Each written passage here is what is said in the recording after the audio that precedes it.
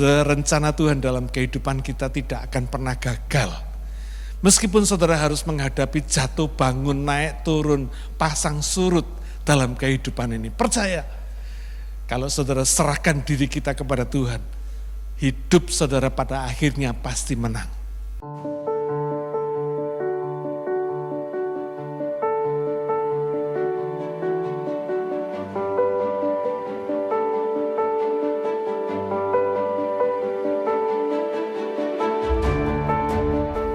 Hari ini saya akan berkhotbah dengan judul Melayani Tuhan seri yang kedua. Minggu yang lalu kita sudah belajar bagaimana melayani Tuhan seri yang pertama. Bagaimana kita belajar karakter orang-orang yang melayani Tuhan. Ya,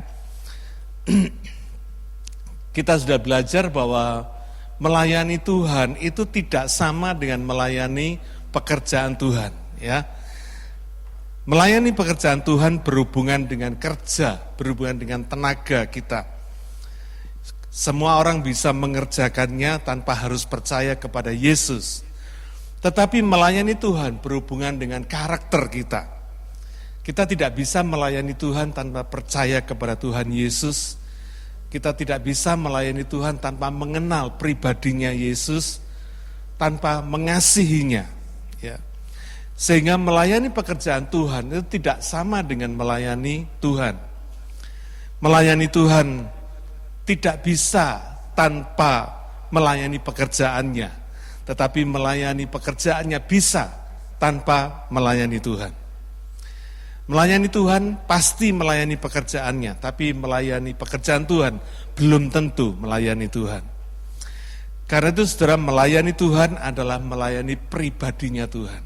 Ya, kita tahu bahwa seorang pribadi itu punya perasaan, punya pikiran, punya kemauan, punya privilege, ya, punya preferences, ya, punya sesuatu yang sifatnya privacy. Ya. Ini yang kita perlu mengerti. Karena itu tidak bisa kita melayani Tuhan dengan sembarangan, tidak bisa. Ya. Kita sudah belajar kemarin minggu yang lalu bagaimana melayani memilih pembantu rumah tangga aja untuk melayani kita aja kita mesti seleksi benar. Jaga, pilih betul-betul yang pas buat hati kita, betul? Apalagi melayani Tuhan. Saudara, melayani Tuhan itu sesuatu yang dipilih oleh Tuhan.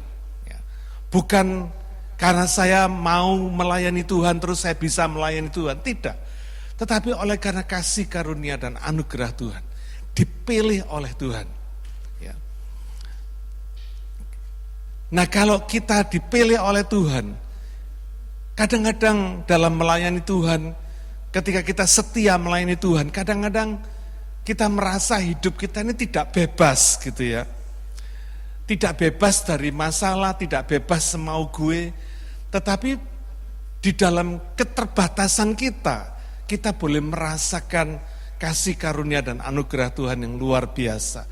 Kita bisa merasakan diberkati oleh Tuhan, kita bisa merasakan betapa hidup kita itu dibimbing oleh Tuhan. Kenapa saudara? Karena Tuhan turut bekerja di dalam segala sesuatu untuk mendatangkan kebaikan bagi setiap orang yang mengasihi Dia. Nah, yang mengasihi Dia ini harus digarisbawahi. Ya. Tuhan itu turut bekerja dalam segala sesuatu, mendatangkan kebaikan bagi orang yang mengasihi Dia. Ini penting sekali. Jadi kalau kita tidak mengasihi Dia, kita tidak boleh berharap untuk bisa mengalami campur tangan Tuhan di dalam kehidupan kita. Ya. Karena itu mengasihi Tuhan itu sangat-sangat penting sekali. Bukan urusan kerja, bukan urusan tenaga, tapi urusan hati, urusan karakter. Ya.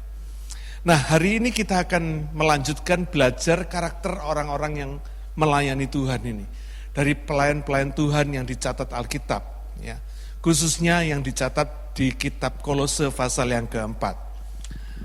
Saudara, kitab Kolose pasal yang keempat ini adalah pasal yang terakhir dari surat Paulus kepada jemaat Kolose.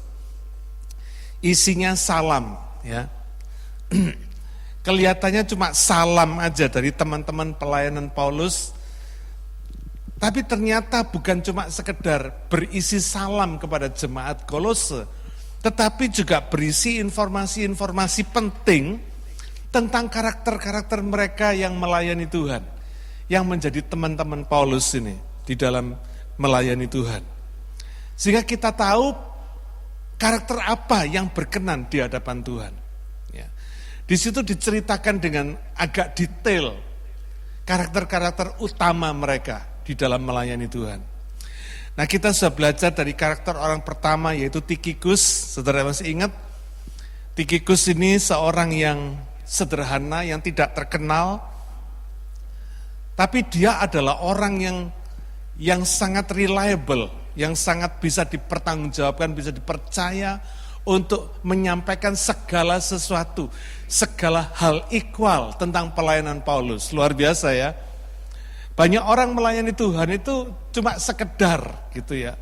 Tapi Tikhikus ini memberikan kepada kita contoh pelayanan yang baik. Dia bukan cuma sekedar tahu, tapi dia betul-betul tahu, saudara. Ya. Banyak orang yang melayani Tuhan justru malah tidak mau tahu. Ya.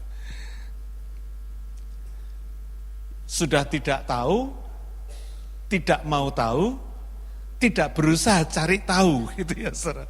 Jadi bayangin kalau seorang yang melayani Tuhan, mestinya dia bisa menyampaikan informasi-informasi penting tentang pelayanannya, tentang isi pelayanannya, tujuan pelayanannya. Tapi ketika orang bertanya sama dia, dia selalu berkata tidak tahu. Ya.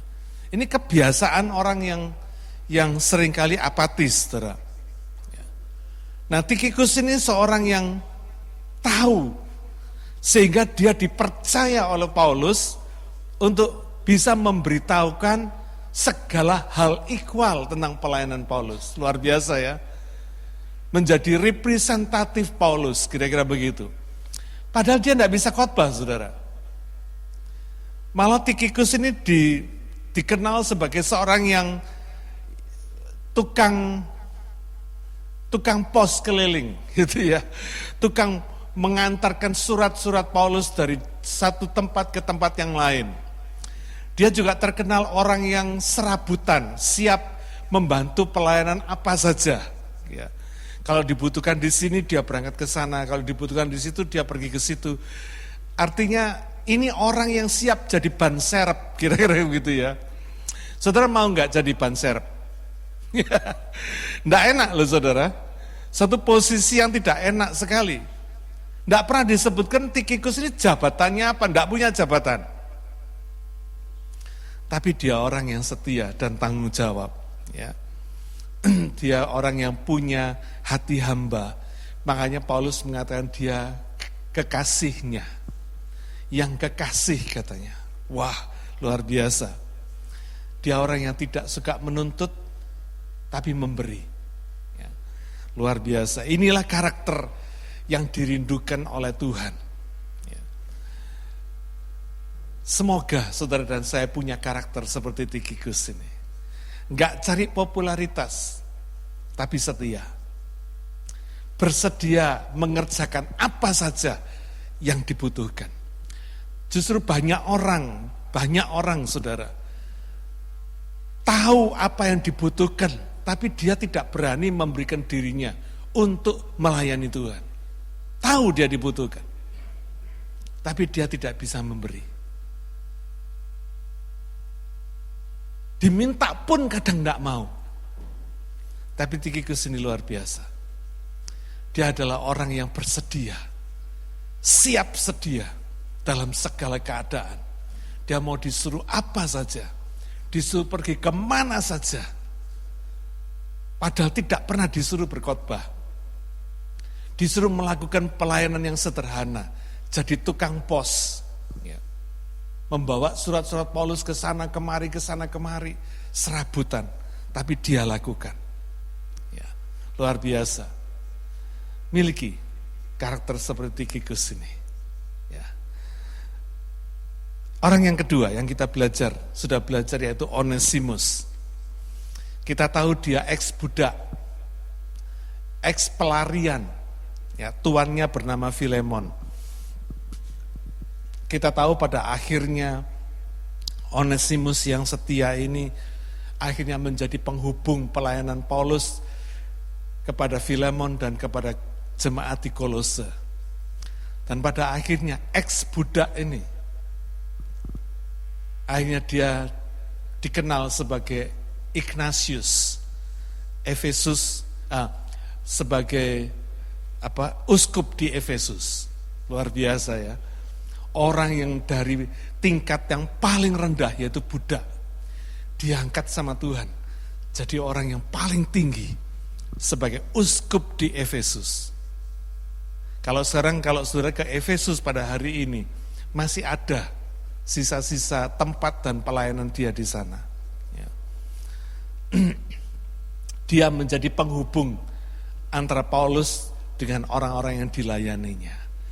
Saudara, apa kita punya karakter seperti Onesimus ini? Menjadi penghubung. Berapa orang dalam hidup yang saudara hidupi pada hari ini yang pernah saudara hubungkan dengan Tuhan? Ya. Hubungkan aja, connectkan aja. Saudara, di dunia ini kalau mungkin istilah sederhananya disebut maklar, kira-kira gitu ya. Conjunction. Kalau di dunia ini kita menghubungkan satu bisnis dengan bisnis yang lain, mungkin kita bisa dapat conjunction fee, kira-kira begitu. Tapi di dalam pelayanan Tuhan ini, Onesimus ini menjadi penghubung antara Paulus dengan pelayanan-pelayanan yang lain. Saudara, saya percaya Onesimus tidak minta apa-apa.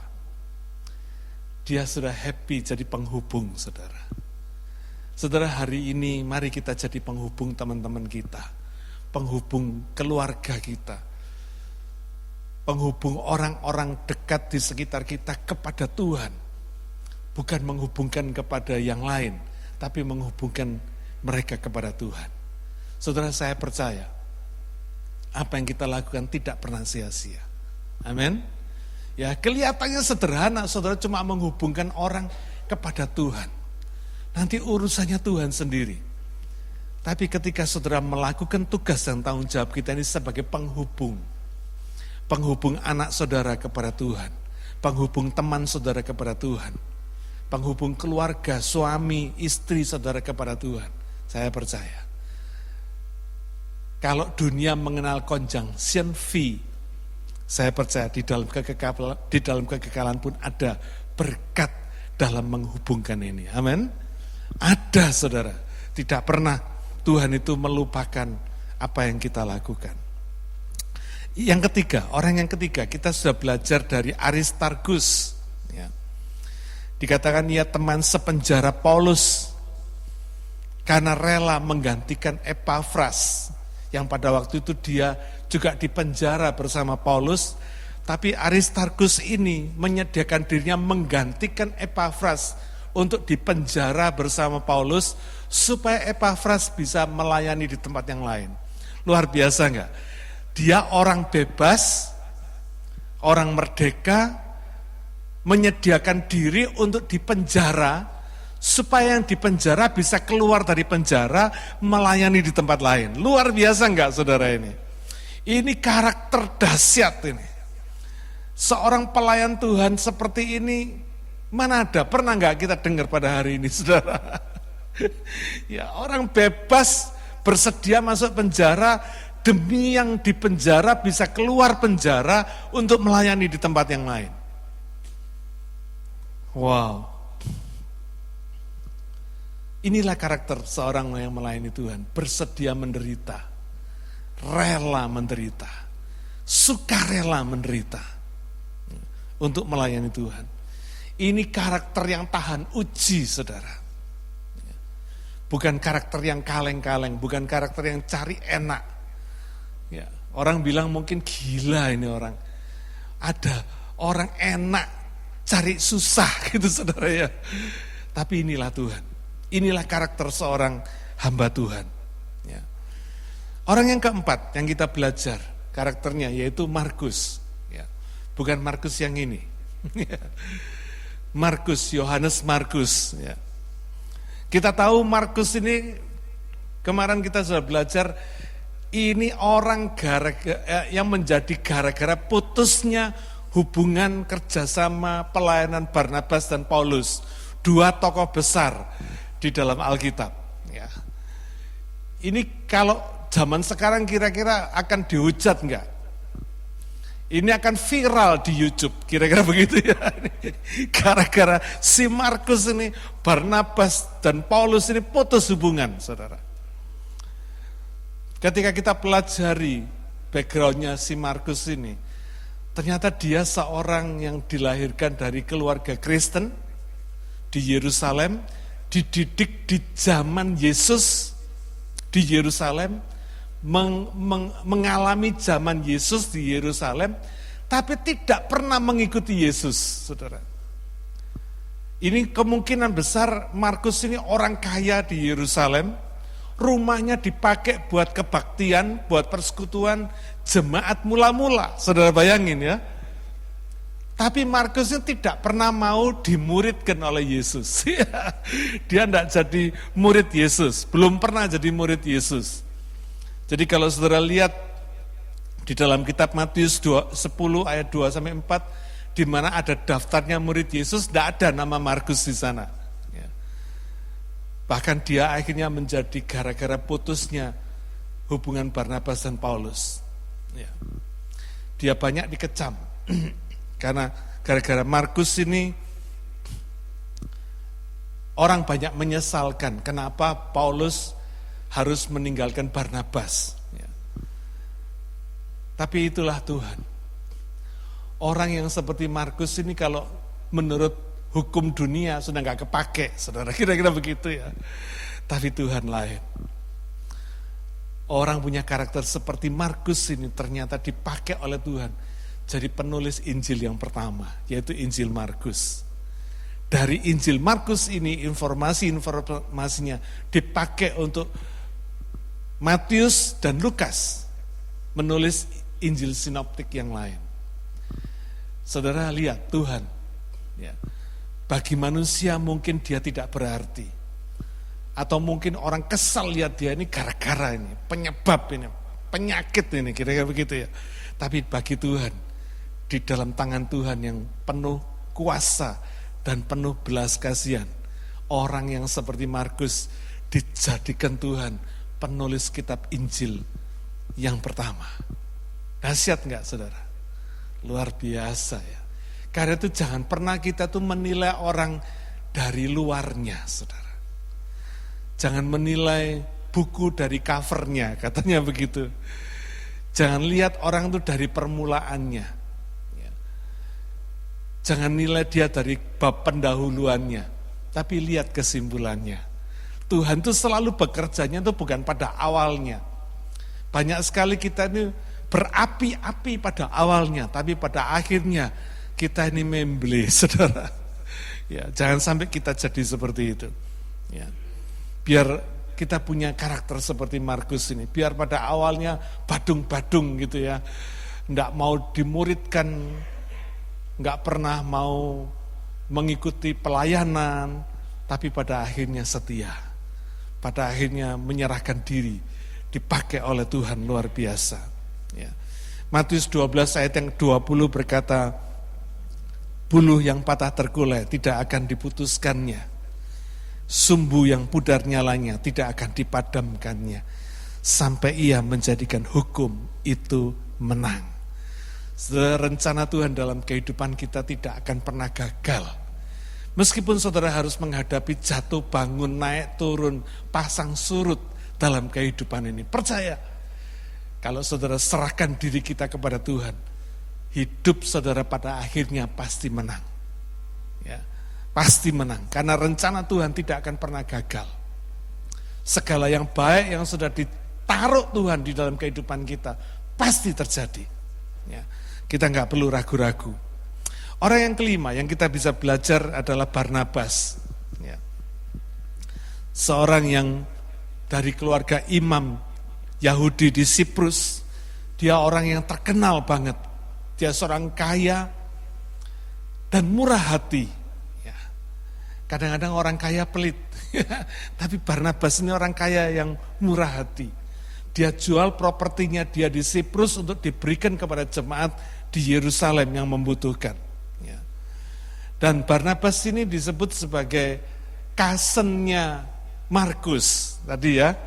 Markus ini Barnabas putus sama Paulus gara-gara Markus. Kenapa? Karena si Markus ini cousin-nya, sepupunya. Dalam bahasa Indonesia ditulis kemenakannya.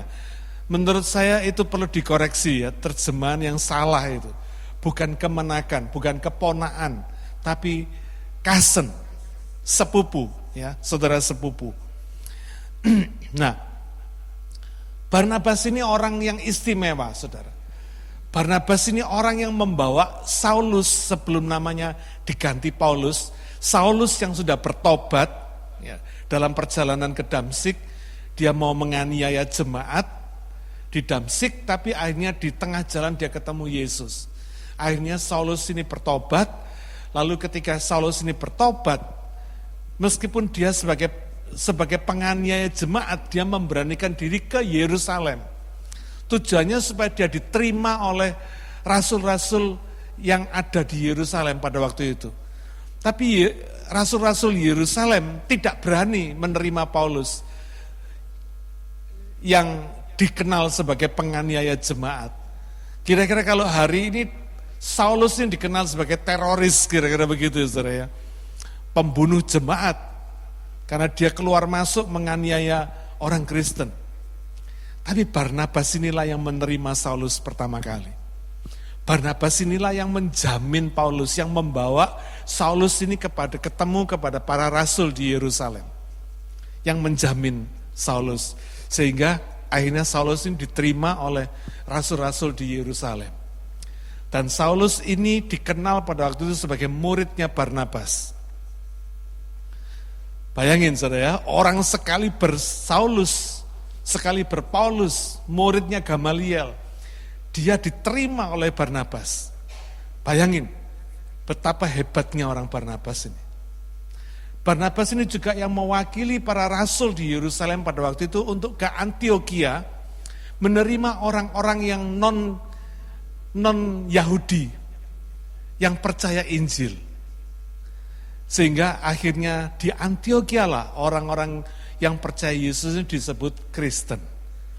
Menjadi murid Kristus, pengikut Kristus. Ya. Luar biasa enggak? Dia mewakili rasul-rasul di Yerusalem ke Antioquia untuk menerima orang-orang non-Yahudi ini. Tapi orang-orang sekali Barnabas ini pun juga namanya manusia, biar dia hamba Tuhan yang hebat sekalipun punya kelemahan. Dia tidak bisa menahan tekanan politik orang Yahudi pada waktu itu. Sehingga ketika dia menerima orang-orang yang non-Yahudi ini, yang bukan Yahudi ini, dia makan bersama-sama mereka, bersama-sama Paulus pada waktu itu. Tapi ketika Petrus datang, Petrus ini orang Yahudi, datang ke kelompok orang-orang yang non-Yahudi ini, Barnabas ini beralih, saudara. Dari yang semula dia tidak malu makan bersama orang non-Yahudi, sekarang ketika Petrus datang, karena tekanan politik dari kelompok Yahudi ini, dia sekarang berubah 180 derajat. Dia nggak mau makan bersama orang non-Yahudi. Itu sebabnya oleh Paulus Barnabas yang dikecam. Ya. Dibilang kamu munafik katanya. Ya saudara, luar biasa ya. Seorang sekali Barnabas tetap juga manusia. Yang namanya pelayan Tuhan itu bukan malaikat. Tetap punya kelemahan. Ya. Demikian juga ketika Barnabas ini ngotot mau membawa Markus untuk ikut dalam perjalanan misi yang kedua. Paulus nggak setuju. Kenapa? Karena Markus ini dalam perjalanan misi yang pertama, ketika diajak mereka ini melakukan perjalanan misi yang pertama ke Turki, dari Siprus ke Turki pada waktu itu, Markus itu tiba-tiba ngilang, saudara. Kembali ke Yerusalem, karena Markus ini dekat hubungannya dengan Petrus. Ya. Makanya Paulus nggak setuju ketika Barnabas ingin membawa mereka dalam perjalanan yang kedua. Paulus nggak setuju. Nah, akhirnya putus hubungan Barnabas dan Paulus di situ. Ya. Saudara, kita lihat dari pelajaran Barnabas ini. Ya. Meskipun dia seorang hebat, ya, kadang-kadang dia masih tidak bisa mengalahkan dirinya sendiri. Ya. Tidak bisa mengalahkan tekanan politik di sekitarnya. Saudara, tidak heran kalau ada banyak tekanan-tekanan politik di dalam pelayanan. Sampai hari ini pun juga ada. Ya. Karena itu saya menjaga betul-betul dalam gereja kita. Tidak ada yang urusan-urusan politik-politikan, ya.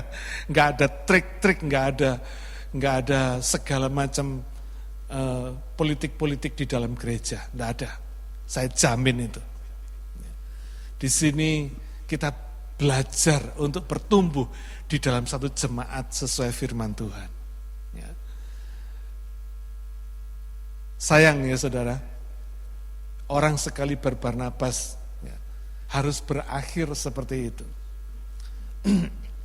Tapi yang menggembirakan, ya, ternyata Barnabas ini biarpun putus kerjasama dengan Paulus, tapi tidak putus hubungan dengan Paulus, tidak putus persaudaraan dengan Paulus. Barnabas tetap baik sama Paulus, Paulus tetap baik sama Barnabas.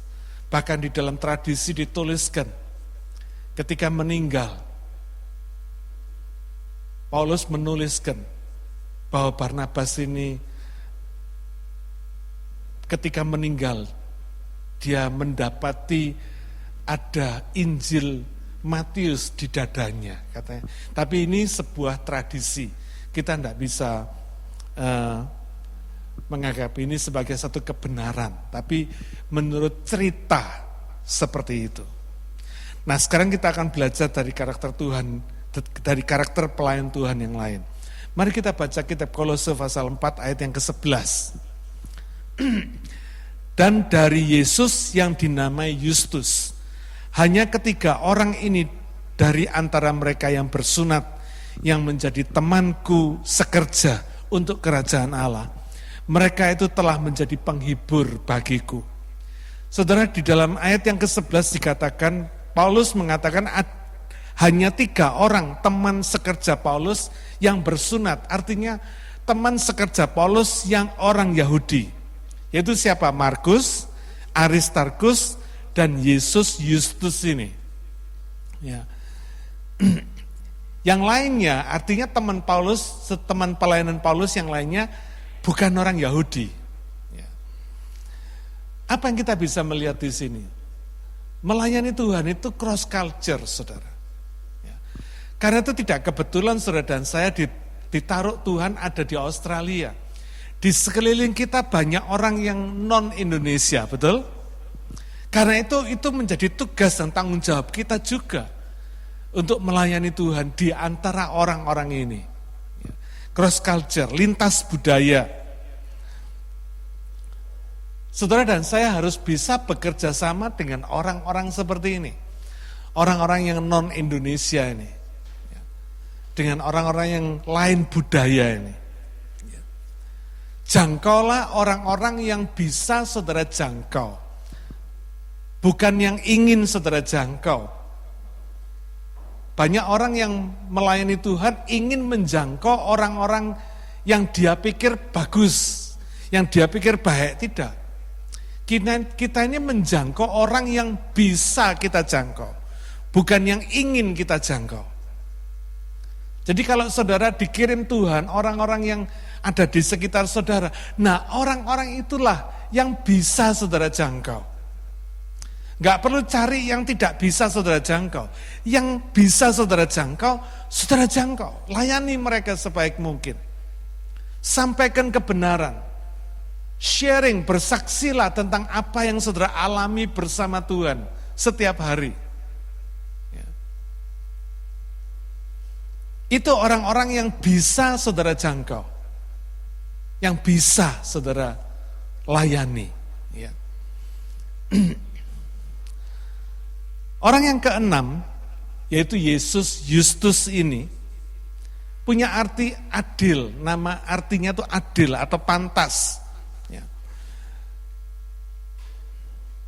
Dan ketika orang Yahudi yang menjadi teman sekerja Paulus ini, dikatakan mereka menjadi penghibur bagi Paulus. Ya.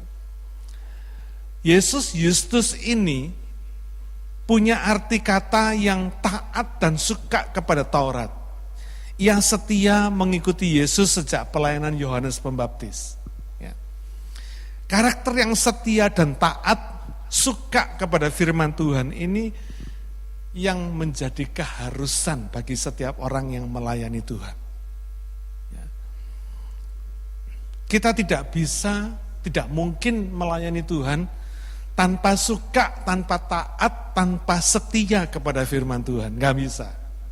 Bagaimana saudara mau melayani Tuhan tanpa setia dengan firman-Nya? Bagaimana kita mau melayani Tuhan tanpa suka sama firman-Nya? Tidak bisa, saudara. Tadi ya kita belajar bahwa melayani Tuhan itu urusan hati, urusan karakter.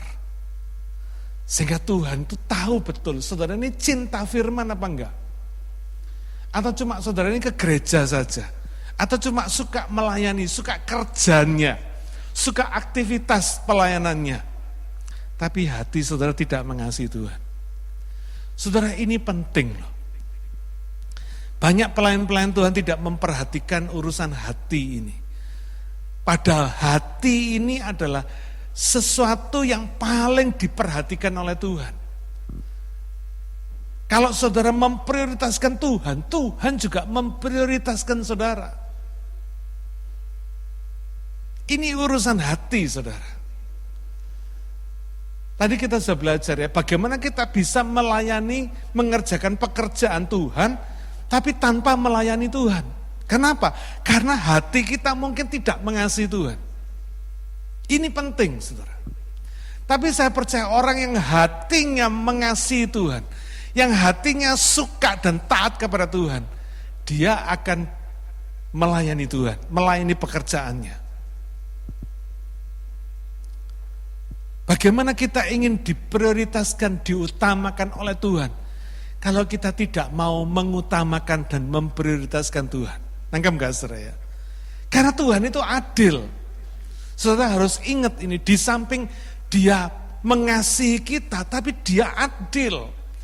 Dia akan melakukan apa yang kita lakukan. Yesus berkata, apa yang kamu ingin orang lain lakukan terhadap kamu, lakukan itu lebih dulu kepada orang lain. Nangkap gak saudara? Artinya Tuhan itu sedang memberikan kepada kita pengertian. Kalau Tuhan suruh kita melakukan sesuatu lebih dulu, seperti apa yang orang lain kita ingin lakukan kepada kita, demikian juga sikap kita kepada Tuhan. Kalau saudara ingin diutamakan Tuhan, utamakan Tuhan. Kalau saudara ingin didengarkan doa saudara oleh Tuhan, dengarkan Tuhan. Ini prinsip saudara. Karena itu saudara jangan heran kalau ada orang yang berdoa sedikit aja sudah didengar Tuhan.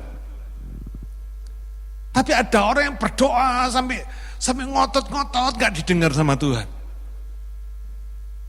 Karena bukan urusan doanya, urusan hati yang berdoa tadi itu saudara.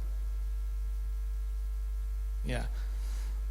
Yesus Justus ini berkenan kepada Tuhan. Ya.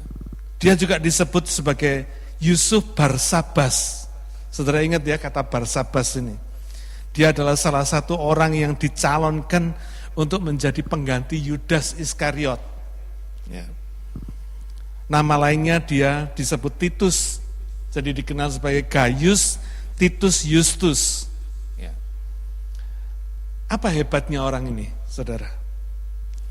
Ternyata Yesus Justus ini orang yang suka, yang taat, yang setia kepada Tuhan sejak dari pelayanan Yohanes Pembaptis. Kemungkinan besar dia ini muridnya Yohanes Pembaptis. Tapi akhirnya dia mengikuti Yesus.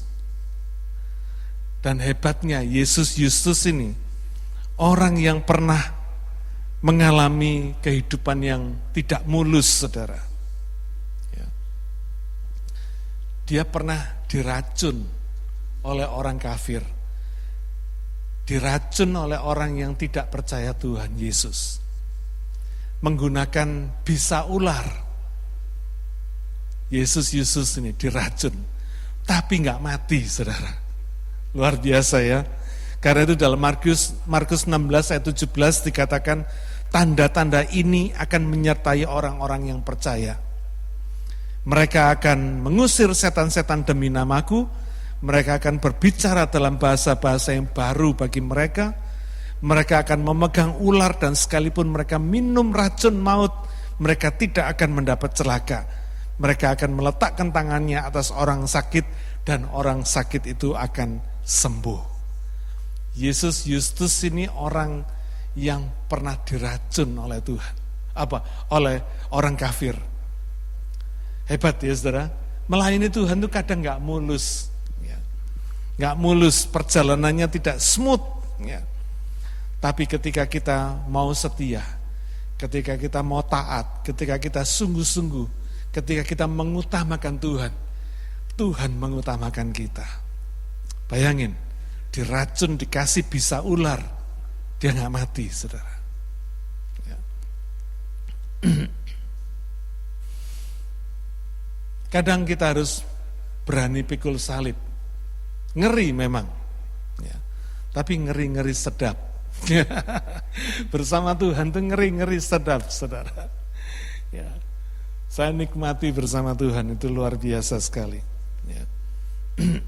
Kita nggak perlu takut. Ketika hati kita ini tulus sama Tuhan, saudara jangan pernah takut menghadapi apapun. Ya. Meskipun saudara harus menghadapi banyak tantangan, nggak perlu takut. Karena saudara tahu hati saudara bersaksi, saudara setia, saudara takut akan Tuhan, saudara taat kepada Tuhan, saudara mengasihi Tuhan, nggak perlu takut. Apapun yang saudara harus hadapi. Bukan masalah, tapi itu adalah tantangan. Ya. Ketika saya menghadapi masalah, saya nggak pernah menyebut itu masalah. Bagi saya itu adalah tantangan, ya. Bukan masalah. Karena saya tahu itu merupakan satu tantangan untuk saya makin maju di dalam Tuhan. Amin. Ya. Filipi 1 ayat 29. Sebab kepada kamu dikaruniakan bukan saja untuk percaya kepada Kristus, melainkan juga untuk menderita untuk Dia. Penderitaan atau korban adalah bagian dari pelayanan. Jadi kalau saudara melayani Tuhan, jangan pernah berpikir saudara smooth terus, lancar terus. Enggak. Kadang-kadang Tuhan izinkan kita mengalami penderitaan. Itu bagian dari pelayanan kita. Supaya kita bisa melihat campur tangan Tuhan yang ajaib, yang indah di dalam kehidupan pelayanan kita. Ya. Jangan sungut-sungut, jangan menggerutu, ya. Karena semuanya cuma bisa menyakitkan hati Tuhan. Tapi biarlah kita, setiap kali kita menghadapi penderitaan, kalau Tuhan izinkan kita harus berkorban, ya. Saudara belajar mengucap syukur. Ya. Itulah di dalam penderitaan, di dalam pengorbanan itulah nilai pengucapan syukur kita menjadi maksimal. Kalau kita mengucap syukur ketika kita mengalami yang enak-enak saja, biasa saudara.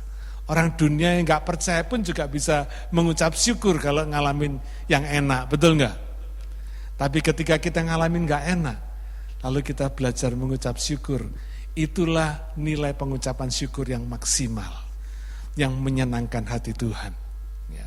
Ingat, Tuhan itu tidak suka diberi setengah-setengah. Karena itu Alkitab berkata, kasihlah Tuhan Allahmu dengan segenap hatimu, segenap pikiranmu, segenap perasaanmu, segenap kekuatanmu. Segenap. Tuhan mau kita maksimal. Amin. Hari ini kalau saudara melayani Tuhan, kira-kira Apa bentuk pikul salib yang hari ini saudara mesti tanggung? Ya. Kira-kira bentuk salib saudara apa? Kira-kira bentuk pengorbanan saudara apa? Bentuk penderitaan saudara apa? Sehingga menyebabkan saudara bisa mengucap syukur secara maksimal. Ya. Mari kita senangkan hati Tuhan. Ketika Stefanus dilempari batu, dalam Kisah Rasul tercatat Yesus berdiri di sebelah kanan Allah Bapa. Bukan duduk tapi berdiri. Dia memberikan hormat. Saudara, saya percaya penderitaan dan pengorbanan saudara di dalam melayani Tuhan itu menjadi satu kehormatan. Mengundang kehormatan yang Tuhan berikan kepada saudara. Ayat 12. Salam dari Epafras kepada kamu. Ia seorang dari antaramu, hamba Kristus Yesus yang selalu bergumul dalam doanya untuk kamu supaya kamu berdiri teguh sebagai orang-orang yang dewasa dan yang berkeyakinan penuh dengan segala hal yang dikehendaki Allah.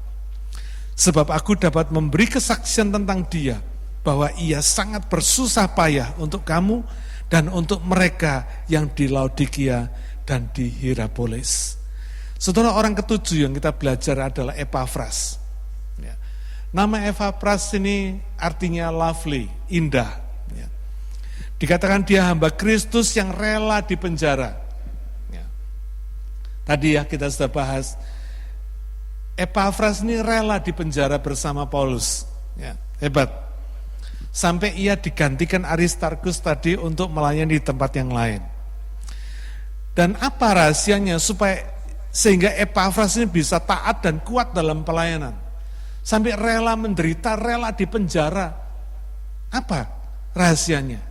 Dikatakan dia selalu bergumul dalam doa. Wow. Saudara, doa itu jangan dianggap enteng.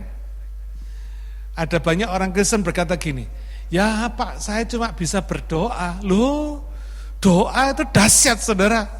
Ya. Doa itu menjadi sumber kekuatan, iman dan kekuatan kita di dalam melayani Tuhan. Ya. Doa mengalirkan hikmat dan kuasa Allah, supaya kita bisa melayani Tuhan dan berhasil melewati segala tantangan dan kesulitan. Ya. Salah satunya Epafras ini berdoa supaya jemaat Kolose teguh berdiri dan dewasa dalam iman. Artinya apa? Berkeyakinan teguh, tidak ragu-ragu di dalam melayani Tuhan. Karena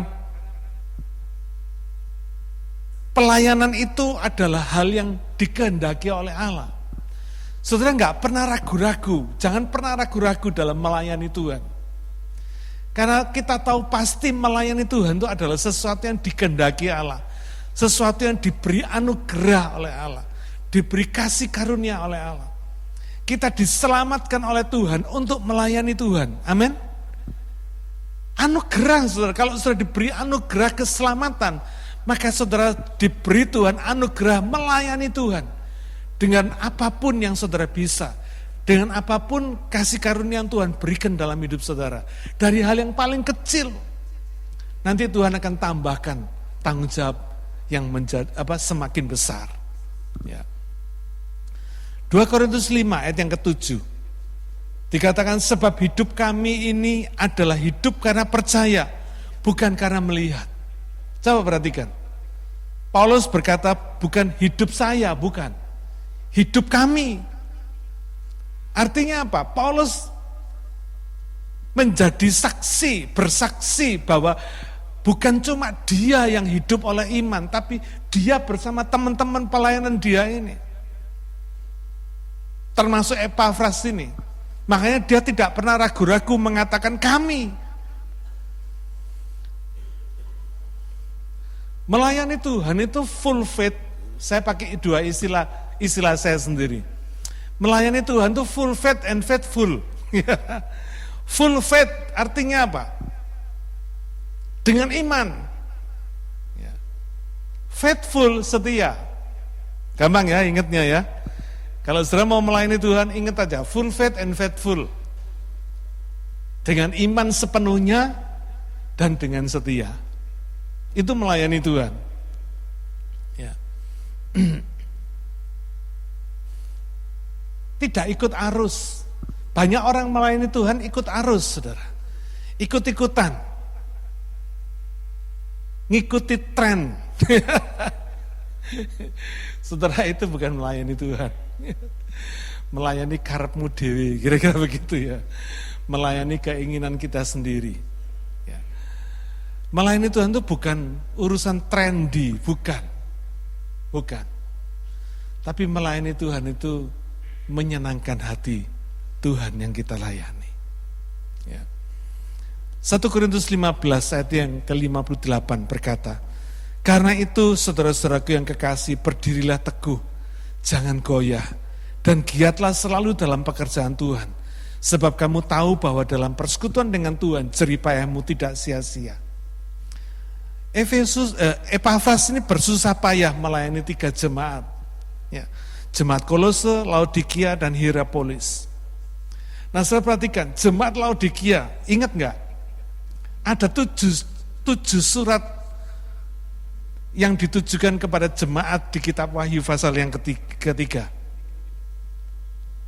Dan jemaat yang terakhir, surat yang terakhir disebut sebagai surat yang ditulis kepada jemaat di Laodikia. Wow, saudara, luar biasa. Saya enggak sempat menceritakan keistimewaan 3 ini, Laodikia, Hierapolis, dan Kolose ini. Tapi next time kalau saya punya waktu saya akan jelaskan. Kenapa? Ya.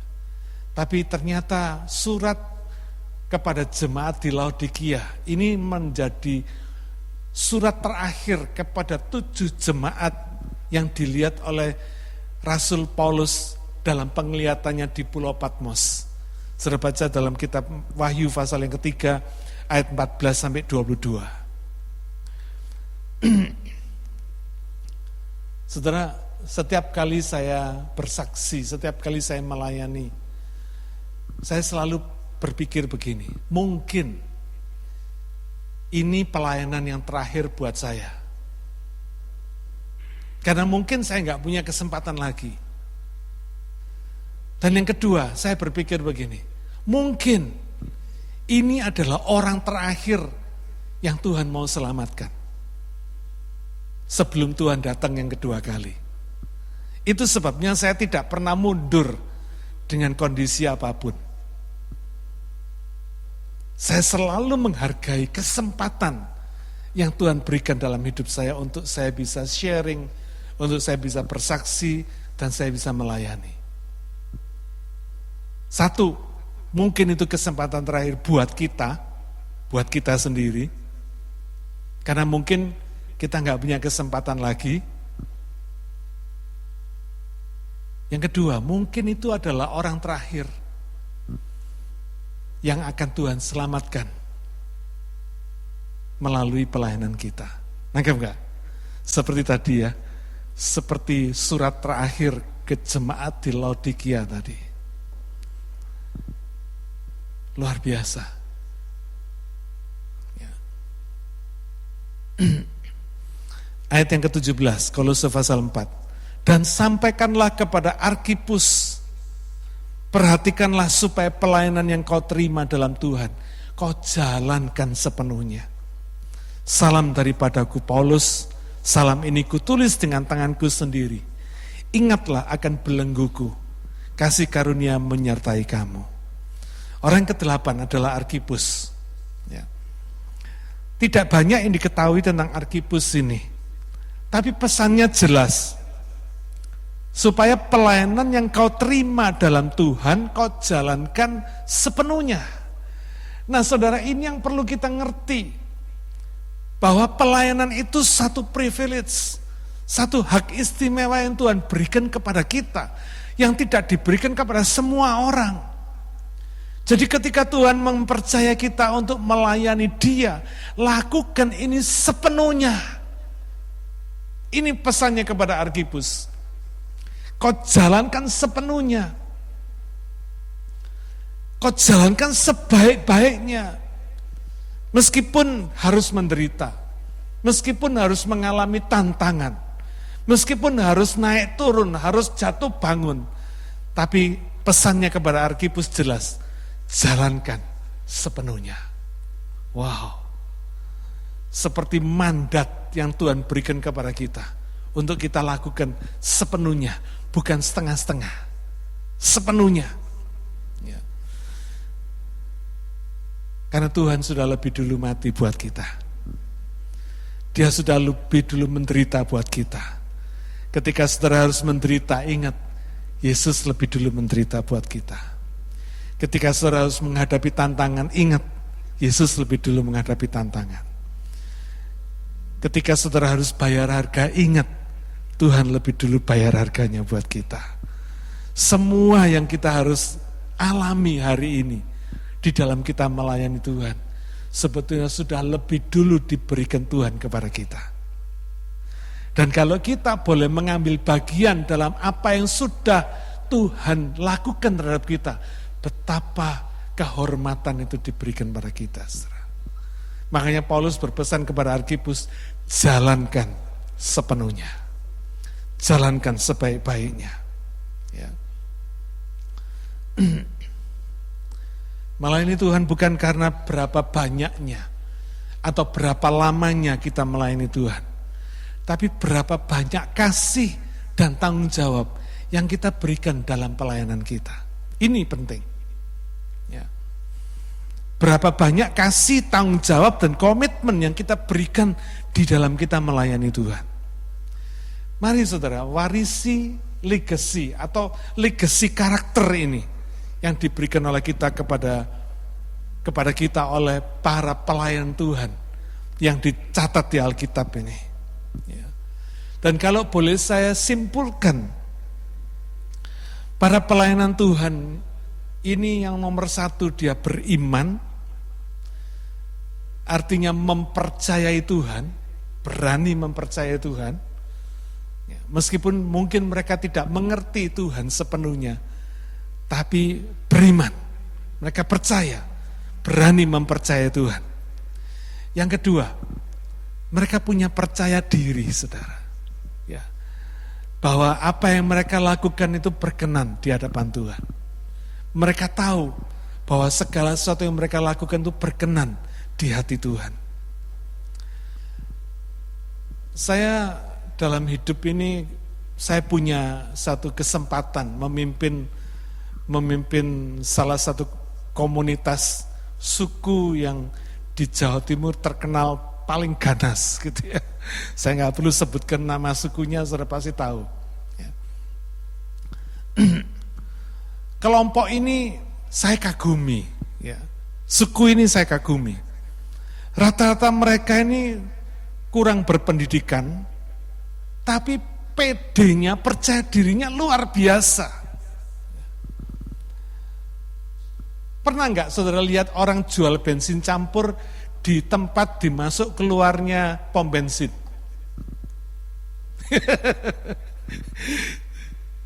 Ini orang-orang hebat ini saudara. Satu hari saya tanya sama mereka, kamu ini ngapain? Kamu ini jual bensin campur di tempat masuk keluarnya SPBU, petrol station. Apa jawabannya saudara? Kan ini nggak masuk nalar kan saudara, ini petrol station ini, SPBU ini.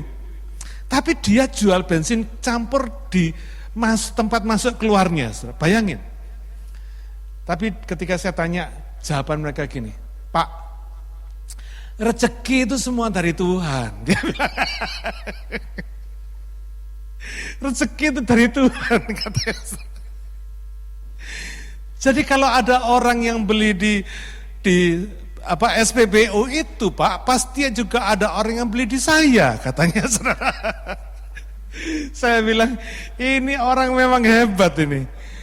Punya kepercayaan diri yang luar biasa ini. Kalau saudara suruh jual bensin campur seperti itu, berani nggak suruh jual bensin campur di muka SPBU, saudara? Di jalan masuk keluarnya SPBU loh. Dia jual bensin campur. Nggak masuk akal, saudara. Tapi ternyata betul. Masih ada orang yang beli bensin campur di muka SPBU. Saudara. Ini contoh yang saya mau kasih kepada saudara. Betapa orang-orang seperti ini meskipun kadang dia kurang berpendidikan. Tapi PD-nya luar biasa, saudara. Dia percaya ada rezeki yang Tuhan sudah siapkan buat dirinya. Mau kerja apa saja, saudara. Karena itu jangan pernah heran kalau orang-orang seperti ini, kerjaan semua, yang namanya rombeng-rombeng semua tuh dia kerjai, saudara. Dan bisa hidup loh, luar biasa enggak, saudara. Dan bukan cuma sekedar bisa hidup, kaya-kaya, saudara. Kaya-kaya, saudara. Ya, luar biasa ini orang. Satu hari Presiden Habibie, tahu ya, dia ke Pulau Madura, saudara. Dia pimpin upacara. Waktu dia pimpin upacara belum mulai, dia Habibie ini ngomong gini, tiang bendera ini kok tinggi banget ya katanya. Padahal sebetulnya Habibie-nya yang kecil pendek. Tapi dia bilang tiang benderanya tinggi banget, saudara. Ya. Apa yang terjadi? Satu orang naik di tiang bendera ini. Oh, si Habibie tanya, ini tingginya berapa? Dia bilang. Lalu satu orang ini naik ke sana sambil bawa meteran. Sudah habis naik, dia turun. 7 meter Pak tingginya katanya. Lalu si Habibie ngomong gini, ngapain kamu naik ke atas? Kan ini tiang bendera bisa dilepas kurupnya, bisa ditidurin, terus bisa diukur katanya. Tapi si orang ini ngomong apa? Loh, Bapak tadi kan tanyanya tingginya berapa? Kalau tanya tingginya berapa ya saya mesti naik dari ngukurnya dari bawah ke atas katanya. Itu ngukur tinggi katanya. Tapi kalau Bapak suruh ini tiang bendera diturunkan, itu namanya ngukur panjang katanya.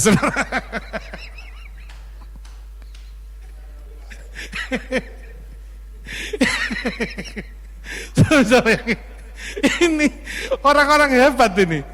Kelihatannya sederhana, saudara ya. Cuma begitu aja, tapi ini orang pinter ini, saudara. Selalu punya cara untuk menjawab. Ya. Saudara, kadang-kadang kita dalam pelayanan ini kan takut kalau ditanya, betul nggak? Takut nggak bisa jawab. Jangan mau kalah sama orang-orang ini ya, saudara ya. Kalau orang-orang ini bisa jawab, saudara saya pasti bisa. Karena Roh Kudus akan memberikan jawaban. Tuhan itu jawaban dari segala sesuatu yang kita butuhkan. Yang terakhir, saya mau kasih kesaksian karena saya ingat, kebetulan saya ingat. Satu hari ada seorang beli obat anti mabuk, ya. Orang-orang ini biasanya buka warung kecil-kecil gitu ya, buka rombong ya di pinggir jalan. Dia jualan obat segala macam. Seorang ini ngomong, "Bu, saya mau beli obat anti mabuk," katanya. "Oh beres Pak, ini obat anti mabuk," katanya. "Kalau Bapak minum obat ini pasti nggak mabuk." Satu hari orang ini kembali lagi ke si buk yang jualan obat ini, marah-marah, saudara. "Kamu bilang ini obat anti mabuk, saya polisi, jangan main-main sama saya minum obat ini, tapi kenapa saya masih mabuk?" Lalu dia jawab, "Loh, lah Bapak tempo hari enggak ngomong kalau polisi, obat ini cuma untuk udara, laut, apa? Darat, udara, laut." Enggak ada yang buat polisi, katanya.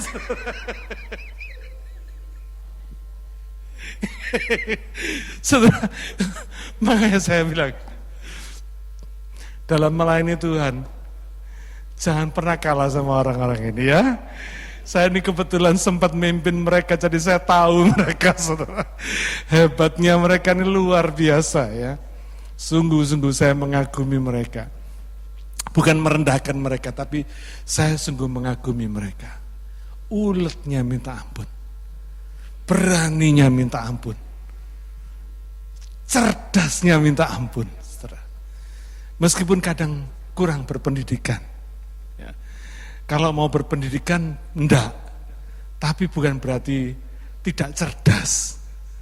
Saudara, mari kita melayani Tuhan dengan mengikuti legacy karakter para pelayan Tuhan yang sudah dicatat di Alkitab ini ya. Tapi secara praktis kita jangan kalah sama orang-orang ini yang saya ceritakan tadi ya. Begitu berani, begitu kreatif, begitu inovatif di dalam mengerjakan segala sesuatu. Apa saja yang tidak bisa dikerjakan orang-orang ini, saudara.